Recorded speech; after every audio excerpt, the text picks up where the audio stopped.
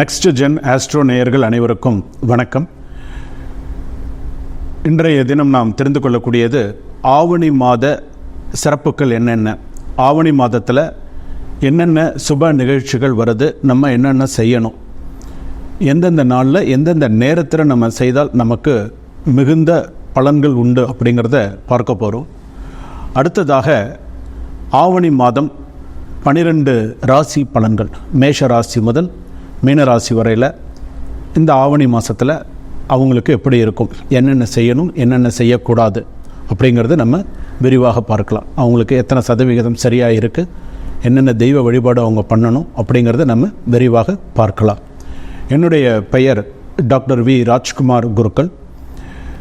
Chennai astro vision என்னுடைய பதிவு. அடுத்ததாக என்னுடைய கான்டாக்ட் நம்பர் வந்து பார்த்திங்கன்னா 9884530146. ஜாதகம், எண் கணிதம், பெயர் ராசி பொருத்தம், திருமண பொருத்தம், நிச்சயதார்த்தம், கல்யாணங்கள், கும்பாபிஷேகங்கள் அனைத்தும் சிறப்பான முறையில் செய்து கொடுத்துட்டுருக்கேன். பிரசன்னம் பார்க்கறது, வாஸ்து பார்க்குறது, எண் கணிதம், ஜெமாலஜி எல்லாமே என்னுடைய சென்னை ஆஸ்ட்ரோ விஷன்ஸில் நான் பார்த்துட்டுருக்கேன். ஆவணி மாத சிறப்பு பலன்கள் எல்லாம் என்னென்ன, ஆவணி மாதத்தில் வரக்கூடிய சுப விசேஷங்கள்லாம் என்னென்ன அப்படிங்கிறத நம்ம இப்பொழுது பார்க்க போகிறோம். முதலாவதாக ஆவணி மாதம் அப்படின்னு சொன்னாலே வந்து பார்த்திங்கன்னா தட்சிணாயன புண்ணிய காலம் அப்படின்னு சொல்லுவாங்க. ஆவணி மாதத்துடைய ஒரு மிகச்சிறந்த ஒரு சிறப்பு என்ன அப்படின்னு கேட்டிங்கன்னா விநாயகர் சதுர்த்தி. அதற்கு அடுத்ததாக வந்து ஆவணி மாதத்தில் மகாலட்சுமி விரதம் என்று சொல்லக்கூடிய மகாலட்சுமி விரதம். அதே போல் அடுத்ததாக வந்து பார்த்திங்கன்னா ஆவணி மாதத்தில் வரக்கூடிய ஒரு விசேஷங்கள் சனி பிரதோஷம் சுவாமிக்கு ரொம்ப விசேஷமானது. அதற்கு அடுத்ததாக கிருஷ்ண ஜெயந்தி, இந்த மாதிரியான சுப விசேஷங்கள் எல்லாமே வருது. அப்போ இந்த ஆவணி மாதத்தில் இந்த விநாயகர் சதுர்த்தி வழிபாடுகள் நம்ம எப்படி பண்ணணும், எந்த நேரத்தில் நம்ம செய்தால் நமக்கு சிறப்பாக இருக்கும்.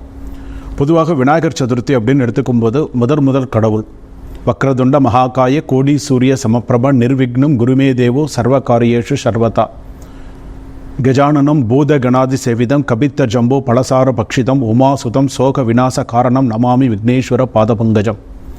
மகாகணபதி 33 விதமான மகாகணபதி இருக்கார். ஹேரம்ப கணபதியிலிருந்து, பாலகணபதியிலிருந்து, தருண கணபதியிலிருந்து, மகாகணபதியிலிருந்து இருக்கார்.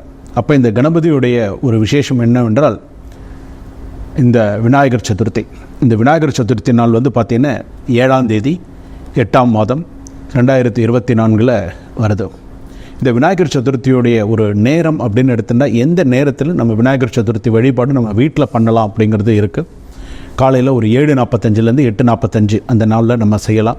அதற்கு அடுத்த நேரம் அப்படின்னு சொன்னால் 10:45 11:45 இந்த 2 நேரத்தில் ஏதாவது ஒரு நேரத்தை பயன்படுத்தி நீங்கள் விநாயகர் சதுர்த்தி வழிபாடானது சிறப்பாக நீங்கள் உங்களுடைய வீட்டில் நீங்கள் சிறப்பாக செய்யலாம். அருகம்புல் சாற்றி விநாயகர் பெருமானுக்கு மோதகம் கொழக்கட்டைன்னு சொல்லக்கூடியதெல்லாம் சமர்ப்பணம் செய்து விநாயகர் பெருமானை நல்லா மனையில் வச்சு நல்லா பூஜை பண்ணி விநாயகர் பெருமானை மனசார நல்லா வேண்டிக்கோங்க. அருகம்புல் சாற்றி நல்லா பிரார்த்தனை பண்ணிக்கோங்க. அதுக்கு அடுத்ததாக வந்து பார்த்திங்கன்னா மகாலட்சுமி விரதம் மறுநாளே வந்து பார்த்திங்கன்னா 8 அடுத்தது மறுநாளே வந்து 8ஆம் தேதி உங்களுக்கு அன்றைய நாளில் வந்து பார்த்திங்க அப்படின்னு சொன்னால் மகாலட்சுமி விரதம். அந்த நாளில் விநாயகர் சதுர்த்தி மறுநாள் மகாலட்சுமி விரதம் இருந்தால் மிகவும் சிறப்பு அப்படின்னு சொல்லுவாங்க. அந்த நாளில் மகாலட்சுமி நம்ம வேண்டி 16 தீபம் வீட்டில் ஏற்றினோமே ஆனால் மிகுந்த சிறப்பு. மகாலட்சுமி விரதம்னே பேர் அதுக்கு. அந்த மாதிரி நம்ம இருந்தோமே ஆனால் 16 தீபம் ஏற்றி மகாலட்சுமி வழிபாடானது, வீட்டில் மகாலட்சுமி படம் வச்சுருப்பீங்க, 16 தீபம் ஏற்றுங்க. 16 தீபம் ஏற்றி வழிபாடு பண்ணினால் மிகுந்த சிறப்பு. செல்வ வளத்தோட குபேர வளத்தோட இருக்கலாம். சீக்கிரமாக உங்களுடைய கடன்கள் அடையும். இதுக்கு தான் மகாலட்சுமி விரதம் ஆவணி மாதத்தில் ஸ்பெஷலாக வரும். ஸோ அது கண்டிப்பாக செய்யக்கூடியது. அடுத்ததாக வந்து பார்த்திங்கன்னா சனி பிரதோஷம் மிகுந்த விசேஷமானது.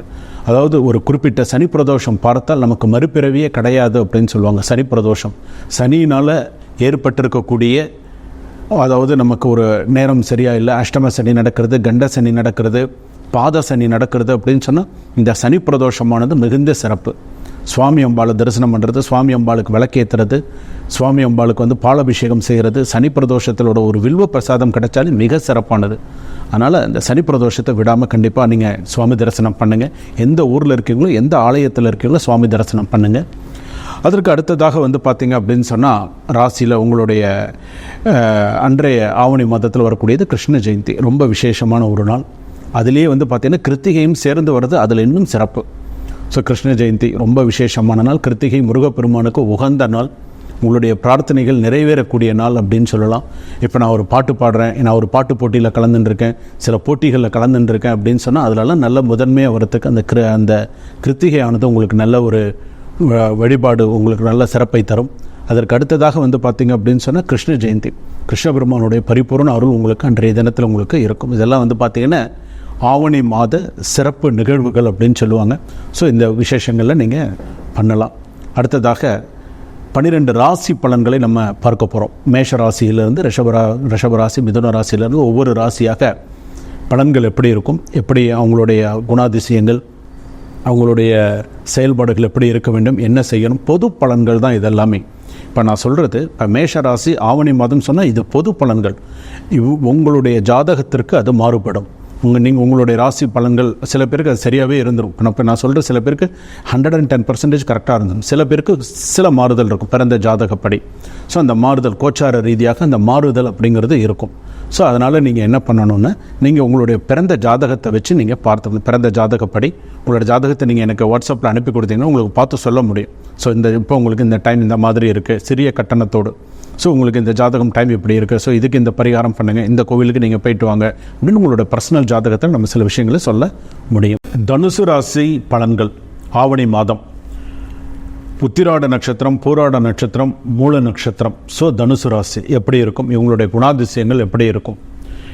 வில்லானை சொல்லால் வளை அப்படின்னு சொல்லுவாங்க. வில்லானை சொல்லால் வளை, சொல்லால் பேச்சிலேயே மடக்கிடுவாங்க.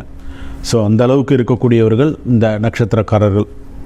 இதில் பூராடம், போராட்டம், மூல நட்சத்திரம் வந்து பார்த்திங்கன்னு சொன்னால் சிறப்பான நட்சத்திரம். சில பேர் சொல்லுவாங்க, சில பேர் வந்து பார்த்திங்கன்னா தவறுதலாக மூல நட்சத்திரத்தை கொண்டு போயிட்டாங்க. முன்னாடியெல்லாம் பெண் மூல நட்சத்திரமாக இருந்தால் தான் ஜாதகம் எடுக்கிறதுக்கே பயப்படுவாங்க. இப்போ அதெல்லாம் கடந்து போயாச்சு, அதெல்லாம் நிறைய எடுத்து சொல்லியாச்சு. அந்த மாதிரிலாம் கிடையாது, இந்த மாதிரி மூல நட்சத்திரமாக இருந்தாலும் பயப்படாதீங்க, அந்த மாதிரிலாம் கிடையாது. இதுக்குன்னு ஒரு சில நிர்ணயம் இருக்குது, ஜாதகத்தில்னு சில நிர்ணயங்கள் இருக்குது. இப்போ ஆண் மூல நட்சத்திரத்தை கையில் எடுத்தால் பையன் மூல நட்சத்திரமாக மாமனாருக்கு ஆகாதுங்கிறாங்களே அப்படின்னு சொல்லிட்டு இந்த பையன் குடும்பத்துக்கு வர நேரம் சரியாக இருக்குமான்னு இப்போ அந்த பயம் வந்துருச்சு. பொண்ணு போக இப்போ பையனுக்கு மூல நட்சத்திர பயம் வந்துருச்சு. இப்போ ஒரு பெரிய விஷயம் அதெல்லாம். ரெண்டாவது உத்திராட நட்சத்திரம், தனுசு ராசி. அப்போ இந்த தனுசு ராசியுடைய பலன்கள் வந்து இது. இதில் இப்போ நான் ஒரு தனுசு ராசி பொறுத்தளவுக்கு குரு ஆதிக்கம் பெற்ற ராசி. என்னென்ன தனக்கு தான் எல்லாம் தெரியுங்கிற மாதிரி இருப்பாங்க. ஆனால் எப்பொருள் யார் யார் வாய் கேட்பினும் அப்பொருள் மெய்ப்பொருள் காண்பது அறிவு. நல்ல விஷயங்களை சொல்லிக் கொடுக்கும்போது நல்ல விஷயங்களை கேட்கறது, நல்ல விஷயங்களை கேட்டு தெரிஞ்சுக்கிறது, நல்ல விஷயங்களை பகிர்ந்துக்கிறது அப்படிங்கிறது தனுசு ராசிக்காரர்கள் பார்த்துக்கணும்.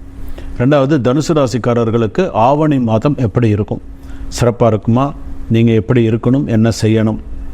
புதிய முதலீடு லாபம் தரும். ஃபஸ்ட்டு விஷயமே நல்ல புதுசாக ஏதாவது ஒன்று பண்ண போகிறீங்கன்னா கண்டிப்பாக உங்களுக்கு நிறைய நல்ல விஷயங்கள் சக்ஸஸ் பண்ணும். புதிய வீடு கட்டு யோகம் உண்டு. புதுசாக ஒரு வீடு கட்ட போகிறீங்கன்னா அதுக்கு யோகம் உண்டு. ஒரு கட்டின வீடாக வாங்குறதுக்குண்டான யோகம் உண்டு. ஸோ அதில் பிரச்சனைகள் இல்லை. ரெண்டாவது வந்து பார்த்திங்கன்னு சொன்னால் கணவன் மனைவி உறவு வலுப்படும். நல்லா ஸ்ட்ராங்காக, நல்லா அவங்க கணவன் மனைவி ஒற்றுமையோட நல்லா சிறப்பாக இருப்பாங்க. விட்டு கொடுக்காம ஒருத்தர் தனுசு ராசி பொறுத்தளவுக்கு கொஞ்சம் சிறப்பாக இருப்பாங்க. அடுத்ததாக வந்து பார்த்திங்கன்னா காரிய தடைகள் விலகும். ஏதாவது இப்போ ஒரு விஷயங்கள் இருக்குது அப்படின்னு சொன்னால் அது தடங்கல்கள் விலகிறதுக்குண்டான யோகம் உண்டு. அதே போல் வந்து பார்த்திங்க அப்படின்னு சொன்னால் பத்திரப்பதிவில் கவனம் தேவை. ரெஜிஸ்ட்ரேஷன் பண்ண போகிறீங்க அப்படின்னு சொன்னால் அந்த மாதிரி விஷயத்தில் கொஞ்சம் எல்லாம் ஒரு தடவைக்கு 2 தடவை படித்து பார்த்துட்டு சைன் பண்ணுங்கள். சைனிங் அத்தாரிட்டி பார்த்து சைன் பண்ணுங்கள். இதனால் வீண் மனஸ்தாபம் உண்டு. இதனால் வீண் மனஸ்தாபம் வரும். ஸோ அது விஷயத்தில் ஆவணி மாதத்தில் கவனமாக இருங்க. தட்சிணாமூர்த்தி வழிபாடு பண்ணுறது ரொம்ப விசேஷமானது. அதே போல் வாராகி அம்மன் வழிபாடு பண்ணுறது விசேஷமானது. தட்சிணாமூர்த்திக்கு சோமம் ஆனந்த சம்போதம் சோமார்க்க கிருதசேகரம் தட்சிணாபி முகம் வந்தே ஸ்ரீ தட்சிணாமூர்த்தி மாசரையே, இந்த 4 ஒரு ஸ்லோகத்தை சொல்லி வழிபாடு பண்ணுங்கள். ஸோ ரொம்ப சிறப்பை தரும். வாராகி அம்மன் வழிபாடும் அதே போல் பண்ணுங்கள். வாராகி அம்மன் வழிபாடு பண்ணும்போது முக்கோண தீபம் ஏற்றி வழிபாடுங்க. முக்கோண தீபங்கிறது வாராகி அம்மனுக்கு ரொம்ப விசேஷமானது. அதாவது தனுசு ராசிக்காரங்க கண்டிப்பாக வாராகி அம்மன் வழிபாடு பண்ணியே ஆகணும். பண்ணினா நல்லா சிறப்பு. அது முக்கோண தீப வழிபாடு ரொம்ப சிறப்பு. தோராத வட்ட முக்கோண ஷட்குண துலங்கு வட்ட ஈராறு இதழிட்டு ரீங்காரம் உள்ளிட்டு அதனடிவே ஆராதனை செய் அர்ச்சித்து பூஜித்து அடிபணிந்தால் வாராகி வள்ளலே வாழே வாராகியுமே. இது அம்பாளுடைய ஸ்லோகம், முதல் ஸ்லோகம், சிறப்பான ஸ்லோகம். நீங்கள் நினச்சது நல்லபடியாக நடக்கும். ஸோ இந்த மாதிரி விஷயத்தில் கொஞ்சம் பார்த்துக்கோங்க. செய்தொழில் முன்னேற்றம் ஏற்படும். மாணவ மாணவிகள் நல்ல வெற்றி பெறுவார்கள். அதே போல் வந்து பார்த்திங்கன்னா திருமணத்தை எதிர்பார்த்திருப்பவர்கள் அது எப்படி நம்ம சொல்கிறது அப்படின்னு சொன்னால் மனப்பேரும் மகப்பேரும் கிட்டும். புரியுறதா நான் சொல்கிறது? மனப்பேரும் மகப்பேரும் கிட்டும். கல்யாணமும் கூடி வரும், அதே சமயத்தில் புத்திரபாகியத்தை எதிர்பார்த்திருக்கக்கூடிய மகப்பேரும் கூடி வரும், மனப்பேரும் மகப்பேரும் கூடி வரும். ஸோ அந்த ஆவணி மாதத்தில் இந்த சிறப்புகள் அவங்களுக்கு உண்டு. உங்கள் வார்த்தை நீங்கள் கவனமாக பேசுகிறேன்னு உங்களை கீழே தள்ளிடும், ஒரு அவமரியாதை ஆகிடும். அதனால் யோசித்து பேசுங்க. குலதெய்வ வழிபாடு நிறையா பண்ணுங்கள். உங்களோட குலதெய்வ குறை இருக்குது, ஸோ குலதெய்வ வழிபாடு நிறையா பண்ணுங்கள். அதே போல் பார்த்திங்கன்னா முன்னோர்கள் குறை உண்டு. உங்கள் குடும்பத்தில் துர்கதி, நற்கதி, துர்கதின்னு இருக்கு, குறையோடு போன ஆத்மா இருந்தால், அகால மரணம் குடும்பத்தில் அடைந்திருந்தால், அவங்களுக்கு இந்த ஆவணி மாதத்தில் ஒரு சனிக்கிழமையில் சிவபெருமானுக்கு தீபம் போடும், நல்ல சிறப்பை தரக்கூடியதாக இருக்கும். உடல் நலம் கவனம் தேவை. உடல்நிலையில் கொஞ்சம் கவனமாக இருங்க. சில பேருக்கு இந்த மைனர் ஆப்ரேஷன்ஸ் அந்த மாதிரிலாம் வரத்துக்குண்டான வாய்ப்புகள் உண்டு. ஸோ அந்த மாதிரி விஷயத்தில் கவனமாக இருங்க. ஏற்றம் தரக்கூடிய மாதமாக அமையும். ஸோ அதில் கவலை இல்லை. ஸோ எத்தனை பர்சன்டேஜ் வரைக்கும் நல்லா இருக்குது அப்படின்னு சொன்னால் 78% வரைக்கும் தனுசு ராசிக்காரத்துக்களை பொறுத்தளவுக்கு சிறப்பாக இருக்குது. உடல்நிலையில் நல்ல கவனம் செலுத்துங்க. வாகனத்தில் ரொம்ப கவனமாக போய்ட்டு கவனமாக வாங்க. மைண்டை வேறு எதுலேயும் செதற விடாதீங்க. உத்தியோகத்தில் இருக்கிறவங்களுக்கு எல்லாருக்கும் நல்ல சிறப்பான ஒரு எதிர்காலமாக அமையும். என்ன உங்களை பார்த்து 2 பேர் கொஞ்சம் பொறாமப்படுவாங்க, அது யூஸ்வலாக இருக்கிறது தான். இருந்தாலும் நீங்கள் உண்டு உங்களோட வேலையில் நிறைய கான்சென்ட்ரேட் பண்ணி நிறையா சக்ஸஸ் பண்ணுங்கள். இப்போ இந்த ஆவணி மாதம் உங்களுக்கு சிறப்பான ஒரு மாதமாக அமையும். சுபம்.